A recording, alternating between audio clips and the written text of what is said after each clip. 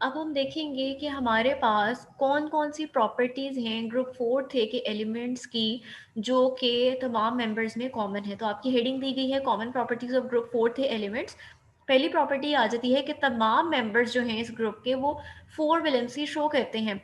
आपने पीछे पढ़ा कि लेड और टिन इनमें एबिलिटी है कि वो +2 भी शो करते हैं, लेकिन +4 जो है वो सारे मेंबर्स की कॉमन वैलेंसी है और ये 4 बॉन्ड्स बनाने की एबिलिटी रखते हैं। उसके बाद सेकंड पॉइंट आता है कि आपके पास ग्रुप 4 के तमाम एलिमेंट्स हाइड्रोजन के साथ रिएक्ट करते हैं और हाइड्राइड्स बनाते हैं MH4। ये इनका कॉमन फॉर्मूला दिया गया है। M का मतलब आपके पास यहाँ पर ग्रुप 4 का कोई भी एलिमेंट हो सकता है। फॉर एग्जाम्पल अगर आप कार्बन के हवाले से बात करें तो CH4 इसकी एग्जाम्पल आ जाएगी।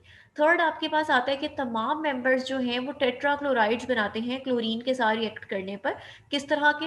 जिनका फॉर्मूला होता है MCl4। M का मतलब आपके पास यहाँ पर कोई भी इस ग्रुप का एलिमेंट हो सकता है। For example carbon tetrachloride CCl4। Fourth आपके पास आ जाता है they also form dioxides MO2। Dioxides यानी ऑक्सीजन के साथ रिएक्ट करने पर डाइऑक्साइड्स बनाना भी इनकी एबिलिटी होती है। फॉर एग्जांपल अगर आप इस M की जगह कार्बन की बात करें तो CO2। और ये सिर्फ एबिलिटी कार्बन में नहीं है बल्कि बाकी मेंबर्स में भी ये पाई जाती है।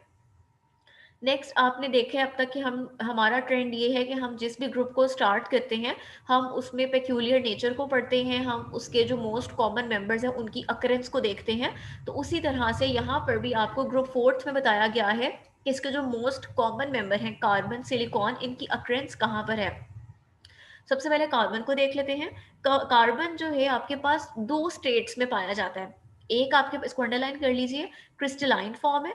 क्रिस्टलाइन फॉर्म कौन सी हो सकती है? आपके पास ग्रेफाइट हो सकती है और डायमंड हो सकती है।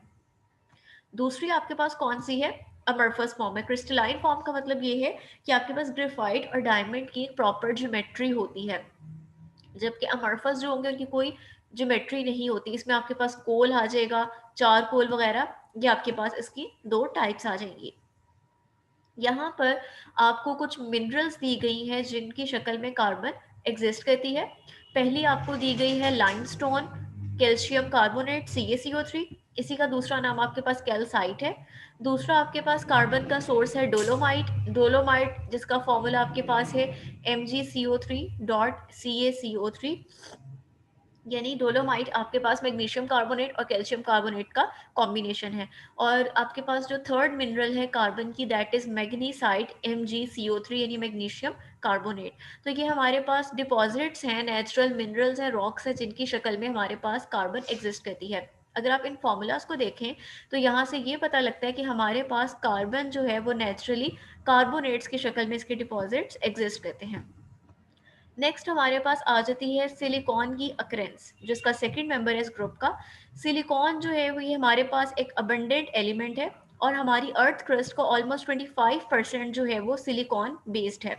सिलिकॉन जो है इस दूसरे कार्बन के मुकाबले में अगर हम इसकी बात करें तो ये फ्री स्टेट में नहीं पाई जाती। ये किस फॉर्म में एग्जिस्ट करती है? ये हमारे पास एग्जिस्ट करती है in the form of silicates. आपने पीछे काफ़ी सारी ओर्स पढ़ी थी चैप्टर नंबर 2 में भी, वहां पे भी आपने जितनी ओर्स पढ़ी थी आपने देखा था वो सब सिलिकेट्स की फॉर्म में एग्जिस्ट कर रही थी। तो ये अब सिलिकेट्स हमारे पास क्या है? सिलिकेट्स बेसिकली क्या थे? जैसे आप ये देख रहे हैं इस फॉर्मूले में SiO3 whole twice, SiO3 whole 4, SiO4 whole twice, यानी डिफरेंट जो हमारे पास एलिमेंट्स हैं वो in the form of silicates exist करते हैं। तो ये जो सिलिकेट्स हैं वो किस पर बेस्ड हैं? वो बेसिकली सिलिकॉन पर बेस्ड कर रहे हैं। अब आप यहाँ देखेंगे ये आपको जितनी सिलिकॉन की मिनरल्स दी गई हैं इसमें से काफ़ी सारी मिनरल्स वो हैं जो आपने पीछे किसी ना किसी और एलिमेंट के सोर्स के तौर पे पढ़ी थी। जैसे फॉर एग्जांपल आपको सबसे पहले दी गई है एनलसाइट, जिसको आप जियोलाइट भी कहते हैं। और जियोलाइट्स क्या होते हैं? जियोलाइट्स को आप हार्ड वाटर को सॉफ्ट करने के लिए यूज़ करते हैं। इसमें आप देख सकते हैं आपको दिया गया है सोडियम एल्यूमिनो सिलिकेट, यानी आपके पास एल्यूमिनियम का भी सोर्स है, सोडियम का भी सोर्स है, लेकिन यहाँ पर हम किस हवाले से पढ़ रहे हैं इस मिनरल को? Regarding the source of silicon. Next हमारे पास एस्बेस्टॉस है। एस्बेस्टॉस को भी आपने पीछे पढ़ा था एल्केलाइन अर्थ मेटल्स में कि कैल्शियम और मैग्नीशियम का सिलिकेट है। उसके बाद आपके पास है केओली पोट्री क्ले, जिससे मिट्टी के बर्तन बनाए जाते हैं। ये आपके पास एलुमिना सिलिकेट है। नेक्स्ट आपके पास है जिरकोन, ZrSiO4, और लास्ट आपके पास है टैल्क और सोप स्टोन, जो कि आपके पास मैग्नीशियम का सिलिकेट है जिसको टैल्कम पाउडर्स में यूज़ किया जाता है। सिलिकॉन, अब आपको यही इन्फॉर्मेशन दी जा रही है कि सिलिकॉन बेसिकली किस तरह से एग्जिस्ट करता है, रॉक्स की फॉर्म में एग्जिस्ट करता है in the form of silica और सिलिकेट्स। और आपके पास जो most minerals other than sulphide, sulphate, phosphate and carbonate contain a high proportion of silicon, यानी आपके पास इसकी वो मिनरल्स, यानी कुछ तो मिनरल्स वो होंगी जो सल्फाइड, सल्फेट, फॉस्फेट बेस्ड होंगी, जो इनके अलावा मिनरल्स होंगी उनमें आपके पास जो है सिलिकॉन की high proportion, high percentage exist करती है। अब आपके पास सिलिकॉन जो ऑक्साइड्स की फॉर्म में एग्जिस्ट करता है, वो कौन कौन सी फॉर्म्स होती हैं उनको देखते हैं। ऑक्साइड्स की फॉर्म में आपके पास जो कॉर्ड्स है, जिसको आप सिलिका भी कहते हैं, वो आपके पास वेरियस फॉर्म्स में एग्जिस्ट करता है। इसको भी अंडरलाइन कर लीजिए, आपसे पूछा जा सकता है कि कॉर्ड्स की कौन कौन सी टाइप्स हैं। कॉर्ड्स बेसिकली आपके पास सिलिका है, सिलिकॉन और ऑक्सीजन का कॉम्बिनेशन है, लेकिन इसकी डिफरेंट टाइप्स हो सकती हैं।